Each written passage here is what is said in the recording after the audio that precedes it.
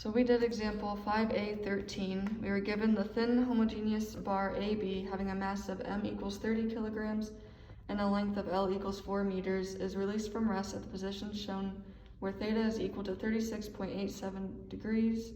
Assume all surfaces to be smooth. And we're determine the angular acceleration of the bar on release.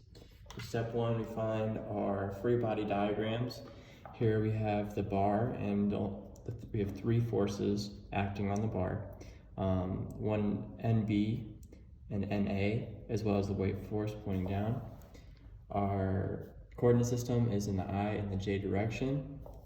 For step number 3, we find our vector equations. NA equals NA in the J direction, NB equals negative MB in the I direction, and our weight force equals negative MG in the J.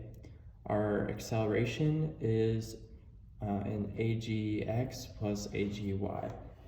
And for the fifth step, we applied Newton's second law.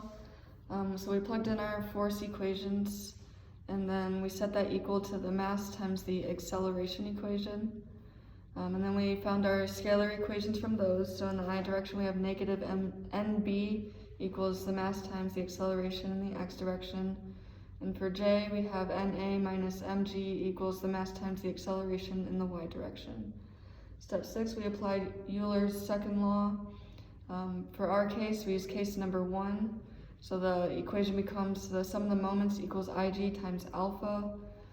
For the moments, we found the force of NB times its vertical length of L over 2 times sine theta minus NA times the horizontal length to G of L over 2 cosine theta equals 1 over 12 ml squared alpha. And then step 7, we applied the kinematic equations for the from point B into A.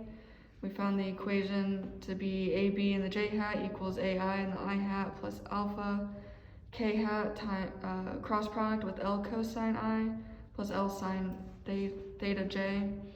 And we found our scalar equation from that, and we got I is 0 equals acceleration of A minus alpha L sine theta, and the J direction is AB equals alpha L cosine theta.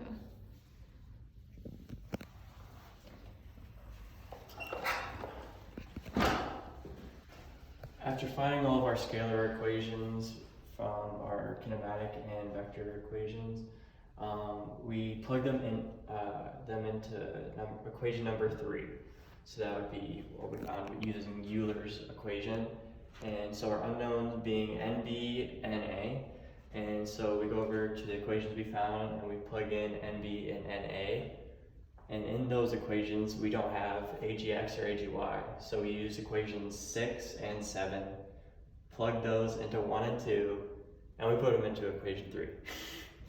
And so once we multiply all this out, we end up getting this long equation equal to our alpha. So the goal is going to be to get alpha onto one side. So what we did is we took mg L over 2 cosine theta, subtracted that over, and then we subtracted 1 over 12 mass times length squared alpha to the other side.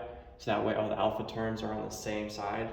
We take out alpha, and then we divide by this big term, and that's going to be negative mg L over 2 cosine theta divided by that big term we discussed. And when you plug everything in, you should get alpha equals 2.94 radians per second squared.